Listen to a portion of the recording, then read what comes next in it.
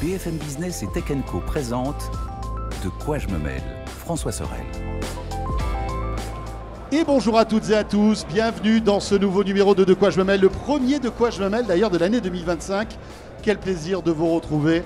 Vous le savez, De quoi je me mêle, votre rendez-vous tech du week-end que vous pouvez retrouver dès le vendredi en exclu sur la chaîne YouTube en vidéo, en podcast audio dès midi, et puis après le week-end bien évidemment sur BFM Business, radio, télé.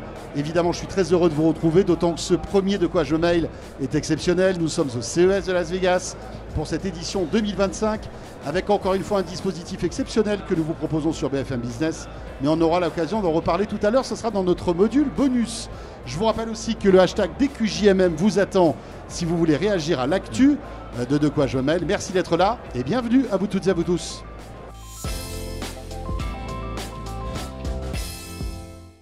Et donc un spécial club de la presse IT qui va faire tout ce de quoi je me mêle, parce qu'évidemment on a beaucoup de choses à vous raconter avec un plateau high level.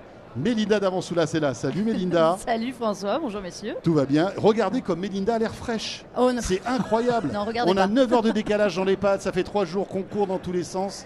Et on dirait qu'elle sort d'une boîte magique. Si seulement l'IA pouvait m'aider à paraître beaucoup plus fraîche à l'antenne, ce serait magnifique. Mélinda qui travaille évidemment pour la rédaction de Tech Co. À ses côtés, c'est JB de The E-Collection. Salut mon JB. Bonjour. Ça devient maintenant un rituel. Oui. Tu es là pour le premier De quoi je me mêle Chaque de l'année. année, je suis là et je suis même parfois là pour le dernier de l'année. C'est vrai aussi, c'est vrai. JB qui est un YouTuber que vous connaissez sans doute. Il cartonne avec tes vidéos, à la fois sur Apple, mais d'une manière générale sur la tech et sur l'automobile, qui est un sujet que j'affectionne de plus en plus parce que la tech arrive de plus en plus dans l'auto. Et là, tu es servi, parce qu'au CES de Las Vegas, il y a pas mal de choses concernant l'automobile. Et bien sûr, l'indispensable de quoi je me mêle, c'est Anthony Morel. Salut Anthony. Hello François, hello everybody. Oh là là, mais oui, parce qu'il parle tout le temps en anglais. Ah bah évidemment. Donc ça y est, on l'a perdu. Fluent. C'est pas une intelligence artificielle qui a traduit. Attention, je suis fluent. Bon, ça va Anthony? Ouais, ça va. Tu tiens le choc? Ouais, comme tout le monde, on est en fin de CES, ça commence à tirer un petit peu, mais bon, on peut quand même pas se plaindre d'être dans cet endroit qui est incroyable année après année. On s'en lasse pas. C'est vrai. On mesure la chance qu'on a. Ouais, exactement. De pouvoir voir ce qu'on voit et surtout de vous raconter tout ce qu'on voit. Bien dans les différentes émissions. Alors il y a De quoi je me mêle, mais il y a aussi Tech Co tous les jours sur BFM Business qui est disponible en replay. Il y en aura une d'ailleurs mardi prochain. Il y a Multijoueur, Anthony qu'on retrouve évidemment avec différentes chroniques sur tous les médias du groupe, BFM Business, BFM TV, RMC. Et puis alors toi JB, combien de vidéos tu fais en ce moment là? Ça cartonne. Bon, si tu avais une connexion internet qui marchait mieux, tu en ferais voilà, plus. c'est ça. Il y aurait plus. J'ai pas d'internet, du coup c'est un peu compliqué, mais il y en a 2 ou 3 qui vont sortir entre tout et pour tout. Sur le CES. Non, mais on peut parler de ça 2 secondes. C'est quand même un truc de fou. On peut parler de ça quand même 2 secondes. On est dans la capitale de la tech et on n'arrive pas. Tout à l'heure, j'étais dans un taxi, je voulais envoyer un e-message. Bon, un e-message, c'est pas un film qu'on télécharge. J'arrivais pas à envoyer un e-message. Et j'étais en 5G. Mais il faut que les gens se rendent compte que là où on est, où on fait le plateau, c'est une catastrophe de la connexion, alors qu'on est au cœur de la tech, et d'un des plus grands salons tech du monde. C'est fou. Et des grands hôtels d'ici aussi. Et les grands hôtels, c'est une catastrophe. Mais en fait, il y a tellement de monde, il y a une telle densité. Enfin, il y a quand même 1400 exposants sur tous les sites réunis. Et c'est que des gens qui sont en Wi-Fi, qui ont des produits tech. Et la connexion, je pense que c'est l'un des pires endroits au monde. C'est une zone blanche permanente ici. Mais pourtant, notre connexion mobile est à la max, mais on ne capte rien. Tu captes rien. Ça montre aussi la chance qu'on a en France. On a quand même des infrastructures. C'est ce que j'allais dire. C'est en creux, on voit aussi ce truc-là. On s'en rend pas forcément compte. On râle beaucoup, mais en réalité, d'une manière générale, alors évidemment, tu peux habiter dans une zone blanche, dans une zone où il n'y a même pas la 3G et tout ça, ça existe aussi évidemment, mais globalement, dans les grandes villes notamment, tu as toujours une très bonne connexion, ce qui n'est pas vraiment le cas aux États-Unis. Ouais, et puis j'ai l'impression qu'ils n'arrivent pas à gérer les foules. Et en France, on gère bien mieux ça. les foules. Ouais. Les stades, tu es connecté. Vivatech, qui est un grand rendez-vous, alors qu'il n'est pas aussi grand, important qu'ici, mais malgré tout, pendant Vivatech. Pendant les JO. Les JO, etc. Et je pense qu'on a un savoir-faire, une expertise dans le domaine des télécoms qu'aux États-Unis, en tout cas à Las Vegas, ils n'ont pas. Clairement. C'est un peu dommage. Ça s'explique par quoi? Les infrastructures sont moins bonnes qu'en France? Je pense c'est tellement vaste qu'il n'y a pas. Je pense qu'il n'y a pas autant d'investissements en termes de 4G, 5G. Et puis les zones à couvrir sont quand même tellement plus massives aussi que. Oui, mais là, prenons le cas d'un événement comme le CES. Oui, normalement, à Las Vegas, tu vois. C'est vrai. Enfin bref. On parlera tout à l'heure dans notre module bonus de tous les, comment dirais-je, les préparatifs de l'équipe de Tech & Co, de BFM Business, parce qu'il nous est arrivé quand même quelques petites mésaventures. Péripéties. Et on vous racontera ça sera dans le module bonus qui est exclusif à la version audio. Pour débuter, si on attaquait sur les télés, parce que c'est quand même, alors il n'y a pas que ça, hein, mais malgré tout, les télés, c'est toujours un peu un repère de ce CES. Je vous rappelle que le VHS a été présenté ici. La première télé écran plat a été présentée ici. Toutes les technos, les principales technos. Alors on était tout petits, voire certains pas nés. Oui, très certainement. Suivez mon regard. Mélinda était toute petite comme ça. Oh, bon. Anthony aussi. Oh, bon. Moi je suis toujours petite comme ça, hein, c'est pas grave. Et voilà, donc ça reste toujours une légende un peu la télé. Il y a des trucs sympas cette année ou pas? Écoute, petit CES ou grand CES alors, pour la télé? J'ai envie de dire qu'on parlait beaucoup ces dernières années de la télé qui était un peu en retrait sur le CES. Alors c'est toujours un acteur incontournable hein, du CES. On rigolait sur le nouveau logo du CES en se disant il y a une télé dessus. Oui, la télé, si elle ne se montre pas ici, elle ne se montre pas vraiment cette année. Moi je trouve que c'est un millésime intéressant en télé. C'est-à-dire qu'on arrive aujourd'hui avec les acteurs traditionnels. Alors paradoxalement, Sony ne présente plus du tout de télé ici. Panasonic est revenu aux États-Unis, donc ils remettent des écrans. On a des écrans honnêtement aujourd'hui entre l'OLED, le mini LED, toutes le QLED, le QNET. Le micro LED RGB. Voilà. Je ne sais pas si vous avez vu ça. Si. Et puis voilà, chez Hisense, tu as d'autres technologies. En gros, on arrive à une qualité d'image qui est tellement bluffante chez tout le monde que je trouve que la différence, elle se fait ailleurs. Elle commence à se faire sur la taille d'écran, parce qu'on a de plus en plus, notamment les Chinois qui arrivent avec des diagonales d'écran. Voilà, on parlait d'Hisense, on a vu une télé à 163, 183 pouces. Et là, ils sortent une 116 pouces. Oui, voilà, qui est la plus grande cette année. La plus grande commercialisée actuellement. Mais là, ils étaient en 163, je crois, sur leur stand. Mais surtout, aujourd'hui, la télé, elle sert à plein de choses. On va en parler. On ajoute de l'IA. On se fait des partenariats. C'est le retour des grands partenariats avec tous les acteurs de l'audio. Donc on a vu Vialet et Hisense notamment. On a vu Samsung qui se met avec Google pour créer un système audio immersif. Ça va au-delà. On a vu le gaming, alors c'est la partie qui me concerne un peu plus. Tous les constructeurs parlent de gaming. Aujourd'hui, il faut attirer des nouveaux clients et ils ont compris qu'en allant vers les joueurs, ils allaient voir du monde. On a des télés qui sont à 120 Hz minimum maintenant, qui montent de plus en plus avec toutes les technologies pour jouer, ça devient un plaisir. JB, tu as été impressionné par... J'ai été impressionné, mais au-delà de ça, je trouve que cette année, les marques veulent à tout prix mettre la télé, ou remettre la télé au centre du salon. Au-delà que ce soit juste une dalle noire qui va être chez soi, Samsung par exemple maintenant a rendu compatible son Art Store qui était de base que sur la frame, sur les autres télés, pour que maintenant toutes les télés deviennent des œuvres d'art. Au-delà de ça, maintenant les télés Samsung vont avoir un assistant intégré avec le Vision AI. C'est pas juste on lui parle, il va nous répondre sur des questions un peu bateau, il va nous expliquer pour faire des road trips, il va nous créer des fonds d'écran, il va nous répondre, il va les envoyer sur le téléphone. Et en fait, ça va au-delà de ça, c'est qu'aujourd'hui vraiment la télé les marques veulent remettre la télé vraiment au centre du village, là où finalement ça s'était un peu perdu, parce que les gens consomment de moins en moins quoi qu'on en dise la télé. Moi j'ai beaucoup d'amis qui n'ont pas de télé, parce qu'ils se disent que finalement sur une tablette, sur un téléphone ça suffit amplement. Donc ils essayent petit à petit, je pense, de remettre la télé un peu dans le cœur de tous les foyers. Et puis Anthony, JB a parlé du hub de la maison de la télé. C'est vrai que c'est un peu ça. Samsung imagine que tu vas commander ta maison depuis la télé, par la voix, avec l'IA, des choses comme ça. Ce qui est intéressant, c'est ça, c'est l'intégration de l'intelligence artificielle, qui est la grande thématique du salon. De toute façon, on aura l'occasion d'en parler, mais c'est vrai qui est poussé parfois un peu trop loin. Oui, alors c'est ça. Il y a beaucoup de bullshit, pardon. Il y en a encore un peu. Ouais, voilà. Mais ça fait partie aussi du charme du CES. C'est vraiment tous les gadgets, les machins dopés à l'IA. Séparer le bon grain de l'ivraie. Oui, c'est vrai. Alors, mais je me posais la question pour les télés. Vous allez me dire ce que vous en pensez vous, mais je trouve qu'il y a des cas d'usage intéressants quand même pour l'intelligence artificielle. C'est-à-dire que les arguments qui sont mis en avant par les constructeurs, et encore une fois il faudra tester ça pour de vrai à la maison et nous sur nos bancs de test évidemment, mais c'est quand même upscaler la qualité de l'image. Ça c'est quand même un truc pas mal, tu vois, ça c'est un truc qui est très concret, tu n'auras rien à faire et en fait l'IA à l'intérieur elle pourra te permettre d'améliorer la qualité de l'image, ça c'est pas mal. Après tu as toutes les fonctionnalités effectivement qui vont permettre de discuter avec sa télé, et c'est là-dessus que j'ai plus d'interrogations. Je me demande si c'est un truc pour lequel on est prêt. Je trouve que les exemples qui étaient montrés étaient très intéressants, c'est-à-dire que vraiment tu as un bouton IA sur la télécommande, donc à côté du bouton Netflix, etc. Donc il va falloir s'habituer à ça aussi. Et en appuyant dessus, tu peux discuter avec la télé et lui demander la chemise de François, je l'aime bien. Est-ce que tu pourrais me trouver le même modèle ou un modèle similaire, mais en noir plutôt qu'en bleu? Et l'IA va pouvoir te retrouver ça. À la fois, je trouve que c'est séduisant sur le principe, et je me demande si, on l'utilisera, et si, on acceptera d'avoir à la maison ces télés qui seront quand même capables, à un moment, de nous écouter. Enfin, tu vois, il y a aussi ce truc-là, quoi. Moi, personnellement, ça me gênerait pas plus que ça. Ouais, on a tous des Amazon, des Alexa, des machins. On a testé ça depuis des années, mais bon, nous, on baigne un petit peu dans ce milieu.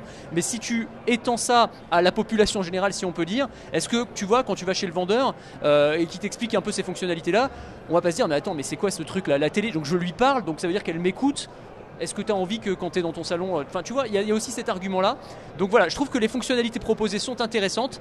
Je sais pas si pour le grand public, on est prêt à ça. Voilà. Moi, il y a un truc que je trouve cool, c'est la traduction à la volée de certains programmes dans la langue que vous voulez.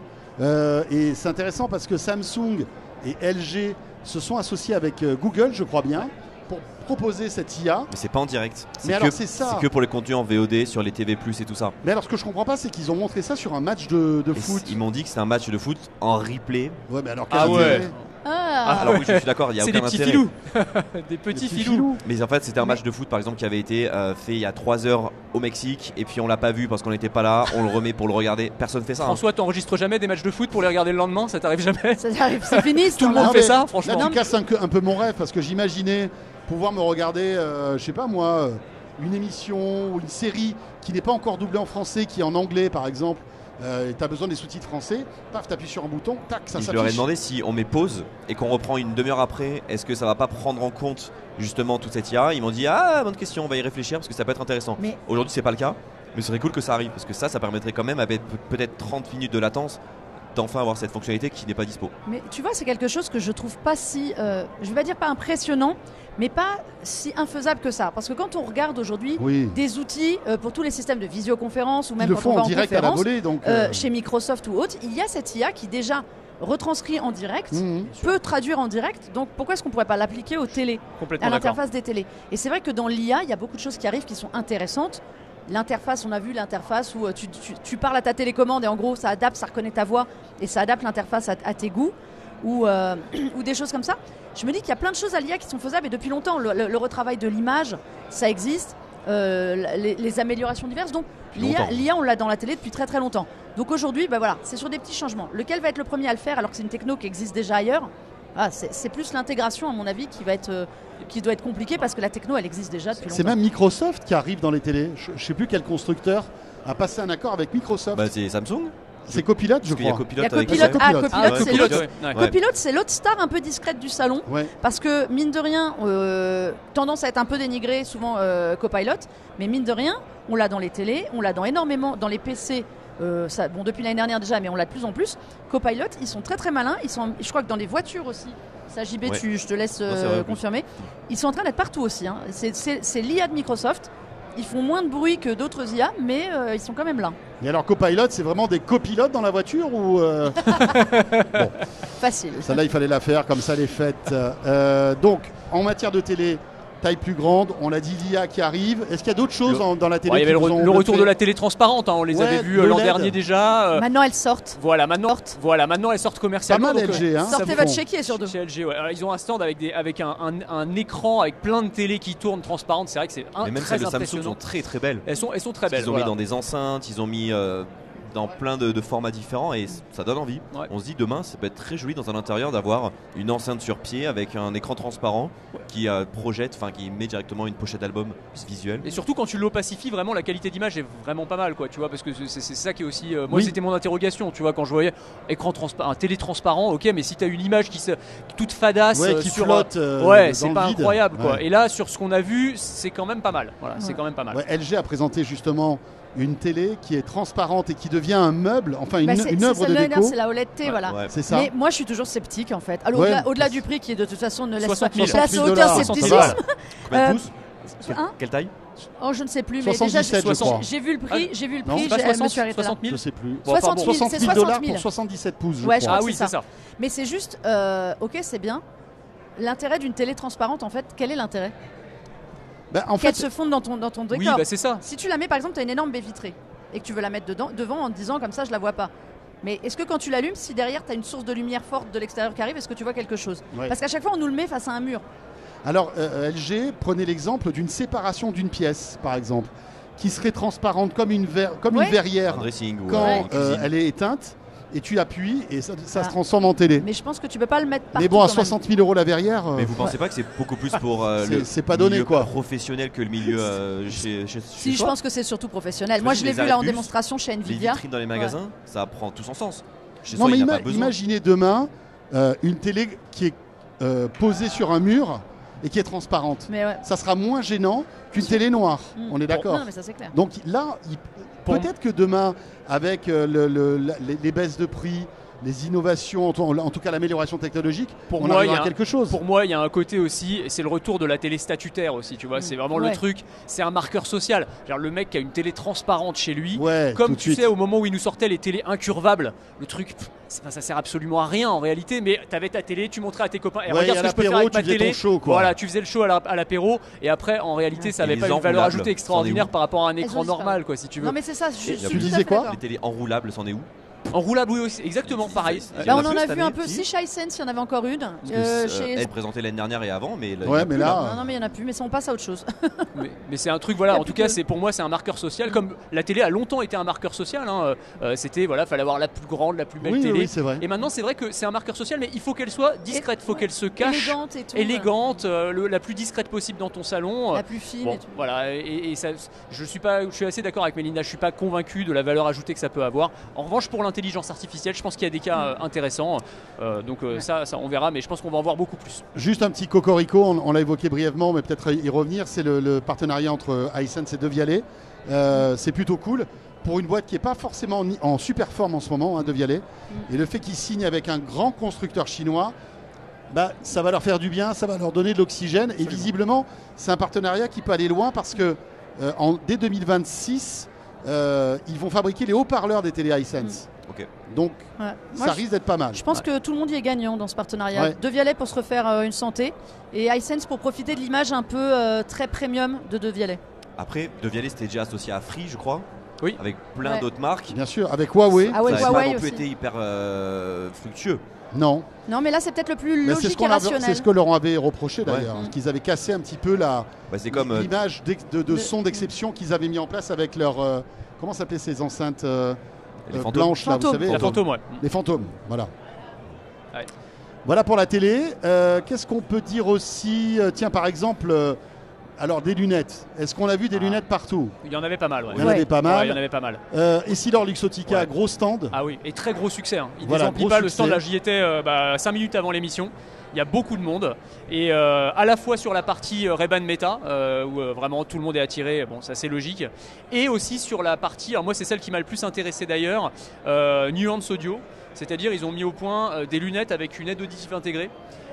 C'est vraiment assez spectaculaire, je l'ai testé, donc en gros c'est des lunettes d'apparence classique, dans les montures tu as des capteurs, des micros et encore une fois un algo qui va analyser les sons d'ambiance et qui va en fait augmenter, amplifier le son de la personne que tu regardes. Donc la personne qui est en face de toi, il va vraiment diriger quoi. C'est un peu du sniper quoi. Ouais, c'est du sniper, c'est exactement ça. Et donc quand tu es dans un environnement très bruyant, typiquement ici au CES, tu vas vraiment bien entendre la personne qui est en face de toi et tous les sons aux alentours vont être, alors pas supprimés, vont être quand même assez atténués.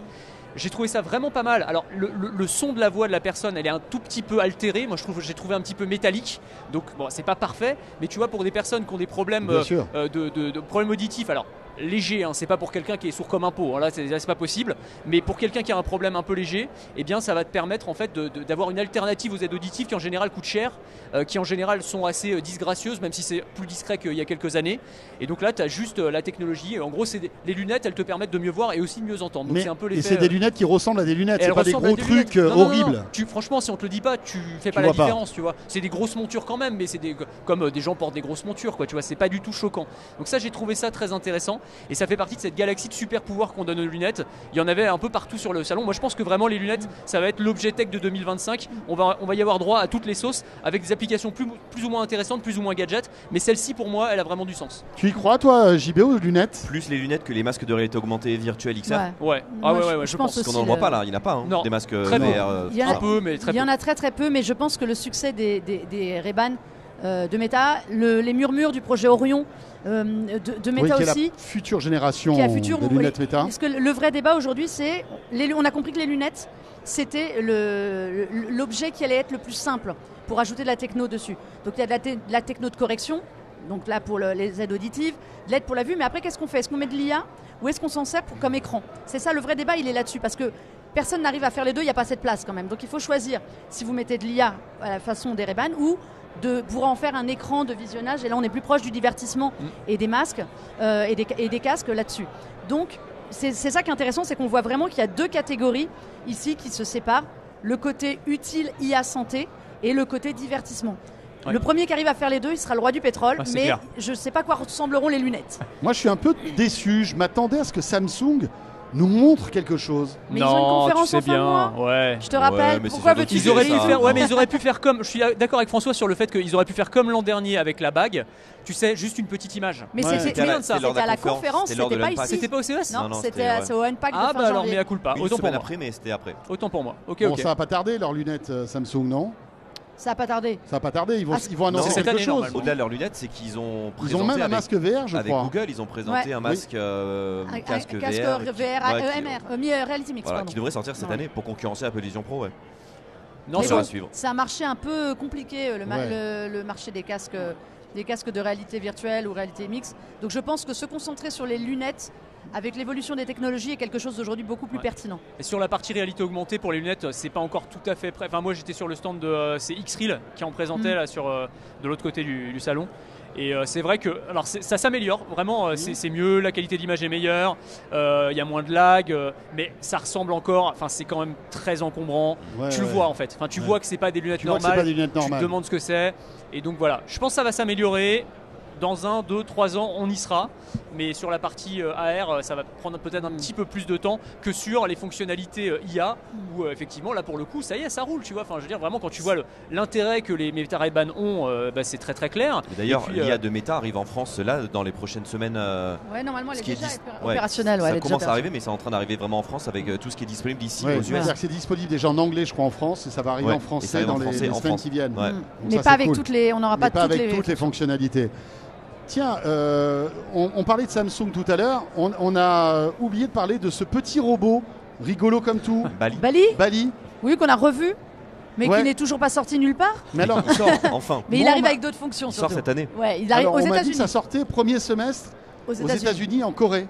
Mais il va sortir. Il sortira. Et il est tout rigolo ce petit truc. Je ne sais pas si vous l'avez vu fonctionner. Il y a pas mal d'IA intégré dedans. On dirait un petit aspirateur boule. On dirait une grosse balle de tennis. Moi, ou alors une grosse balle de tennis. Enfin voilà. Il a des petites roulettes. Il se balade comme ça.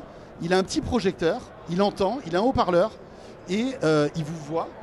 Et vous pouvez faire plein de choses avec lui. Il va détecter ce que vous avez en main. Vous allez pouvoir dialoguer avec lui. Il va pouvoir vous projeter des informations que vous lui demandez. Je ne sais pas ce que vous en pensez. C'est un concept... Moi, j'aimais bien l'idée l'année dernière quand il l'avait présenté. Après, j'ai toujours ce côté de se dire à qui il est destiné vraiment. C'est-à-dire qu'il y a un vrai effet waouh. Mais moi, tu sais que j'adorerais d'avoir un truc comme ça à la maison. Oui, mais au bout d'un moment, tu vas pas finir par lui donner des coups de pied s'il est dans tes pattes. Faut pas avoir de marche d'escalier, parce qu'il s'arrête, il marche pas, c'est sur du plat. Mais voilà, mais je trouve que l'idée est bonne. L'idée est bonne d'avoir quelqu'un un espèce de vrai assistant majordome. Il y a un truc qui me faisait assez rigoler, c'est que la démo, t'avais un gars qui passait un coup de fil, parce que évidemment, ça fait aussi téléphone en quelque sorte. Et t'avais le robot qui suivait la personne pour toujours passer le coup de fil. C'était assez drôle quand même. Tu puisses utiliser ton pied sur le sol pour décrocher ou raccrocher. C'est drôle ça aussi. Oui, c'est la projection, c'est avec la projection. Non mais il y a plein de bonnes idées. Il y a des bonnes idées. On ne sait pas si ça sera le produit fini. Ils ont amélioré l'IA nettement dedans et les possibilités. Mais d'après Samsung, c'est plusieurs milliers d'euros. Et voilà, on n'a pas le prix encore. Dans un petit robot. Donc, on n'a pas le prix. Non. Ouais. Corée et USA cette année. Bon, et puis c'est pas tout de suite en France, je le disais. La santé, gros morceau aussi. On l'a évoqué un petit peu avec les lunettes et donc les aides auditives, bien évidemment. Notre Français national WeSings était présent avec un concept. Alors c'est pas un produit, c'est rare d'ailleurs de la part de WeSings parce qu'en général WeSings annonce des nouveaux produits. Là c'est un concept. D'ailleurs je vous invite à réécouter Tech & Co de mardi dernier, c'était avec Eric Carrel qui est le patron de WeSings, qui nous explique justement l'importance d'être présent ici au CES Qu'est-ce que vous en avez pensé de ce concept? Je trouve ça assez intéressant. Alors, il faut expliquer peut-être ce que c'est. bien Donc, sûr. c'est un miroir en fait connecté avec une IA à l'intérieur évidemment, qui va te dire au quotidien si tu es en bonne santé. En fait, il va se connecter à tous les objets, et c'est là que c'est malin, de l'écosystème WeThings, donc à ta montre connectée, ton pèse-personne, ton tensiomètre, et il va te faire tous les jours, je sais pas, tu es en train de te brosser les dents, et il va te faire un petit bilan de santé. Et donc ça va s'afficher à la surface du miroir, donc on va te montrer voilà, un petit bilan de ton rythme cardiaque, te dire ah bah là ce serait peut-être bien que tu ailles voir le médecin, et en fait tu as le miroir qui va te parler aussi. Donc, Mais toi, il faut pas ça, toi. Alors moi jamais. Alors toi je qui te es le dis tout de suite. hypochondriaque x Ah non, mais 10, c'est même pas la peine. tu as ce truc-là, tu deviens fou. C'est en fait. même pas la peine. Et en même temps, je te dis ça. C'est Tu que- sais, c'est love-hate relationship. Oui, C'est-à-dire oui, que oui. je me dis, ouais, mais quand même. C'est ça- tentant. C'est vachement- tellement tentant. C'est super parce que ça me dirait, s'il y avait un problème, ça me le dirait quand même, tu vois. Ouais. Donc il y a vraiment ce truc. Et c'est l'argument qu'ils mettent en avant, c'est de dire, ok, bah, c'est vrai que t'es un peu, tu vas créer des générations de personnes un peu anxieuses par rapport à leur Ouais. santé, mais en même temps, ça peut aussi aider à prévenir l'apparition de certaines maladies chroniques parce que tu vas avoir un suivi quasiment au quotidien. Et donc, bah, en fait, des maladies qui sont potentiellement réversibles si elles sont prises très très tôt, tu vas pouvoir peut-être t'en débarrasser, quoi, ou en tout cas éviter leur apparition. De ce point de vue-là, c'est intéressant. Après, voilà, ça reste un concept, ça va prendre des années avant de sortir, ça coûtera probablement très très cher aussi. Je trouve que le concept est pas mal. En matière de santé, Il y a pas tu as mal. vu d'autres choses sympas ou Et pas? alors, il y a énormément de choses qui vont dans ce sens-là, avec des miroirs ou pas de miroirs, mais le coup de la balance qui est capable de vous donner toutes ces informations, j'en ai vu, il y en a beaucoup, qui arrivent, pardon, notamment de Chine. Les bagues, moi je pensais que les bagues Ah ouais. c'était... Donc on s'en moquait total parce que c'est pas un énorme succès sur la bague. Et ben non, il y en a pas mal. Il y a des énormes copies de la Galaxy Ring. Moi, j'y crois pas du tout à la bague. Moi C'est non plus. bizarre. hein. Moi non Je plus, ne pas suis du pas tout. convaincu de l'intérêt d'avoir un truc En fait, comme je ça. ne suis pas convaincu de l'intérêt. Je comprends le form factor qui est en effet le plus proche possible. Ouais. Mais déjà, tous les modèles actuels sont beaucoup trop encombrants. Ici, il y en a une en or, si vous voulez, à 1000 $. Qui Oh, peut bah, vous, ça va. qui- voilà. Ah oui, ça va. Elle peut chérir votre santé à ce prix-là. Mais je ne comprends pas. Ils insistent quand même, il y en a quand même beaucoup. Non, sur la santé, on rigole, mais il y a des vraies innovations, notamment en accessibilité, avec une canne blanche connectée, avec des choses du traitement.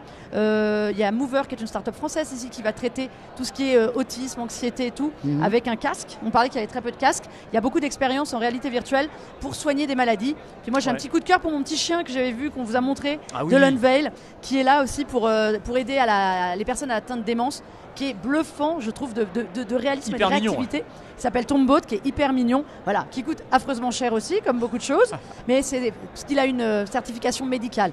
Donc il est plus destiné à des hôpitaux ou à des maisons de retraite. Moi, j'ai vu une IA. Alors, c'est santé, beauté, bien-être, mais une IA pour la calvitie. Ça peut nous intéresser, Ah. François, toi comme moi. Moi, je me sens pas concerné. Non, moi non hein. plus, moi non plus, j'y suis allé par hasard, tu vois. Personnellement, Sur le stand, c'était dans les méandres du salon chez des Coréens, j'y suis allé exprès. Je suis allé voir, Ouais. donc je me suis fait faire un check et tout. Non, mais c'est hyper bien. Et alors? Et ben en fait, tu passes dans une machine et ils te font une analyse hyper précise et ils te disent quel type de problème tu as, à quel point tes cheveux sont amincis et en fait ils te font des recommandations de traitement à partir de ça. Ça va pas remplacer un médecin, mais ça permet de faire un diagnostic en quelques minutes. Bon, après je le sais que j'ai pas de cheveux, hein, tu vois, c'est pas un scoop Ouais, non c'est ce plus. que j'ai envie de te dire. Moi, c'est pas à peine que je me fasse scanner la tête Non, mais c'est- pour voir que j'ai un problème, quoi. Mais c'est Ouais, ça, mais tu c'est vois. L'Oréal qui fait son diagnostic de peau aussi. C'est Oui, toujours des informations ouais. qui sont bonnes à prendre. Et voilà, vous le savez. Mais comme on dit, la santé, ça dépend ce que vous en faites. Quand on est Anthony, on est très content d'avoir plein d'informations qui vont nous stresser. Moi, j'avoue que je regarde ça avec beaucoup de recul et je trouve que c'est des données à avoir, à savoir. Voilà. Ouais. Pas à avoir, à savoir.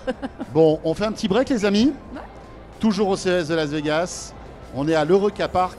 On fait un petit break et on revient dans un instant pour notre deuxième partie avec Mélinda, avec JB et avec Anthony. Merci de nous suivre et à tout de suite. De quoi je me mêle sur BFM Business et Tech Co.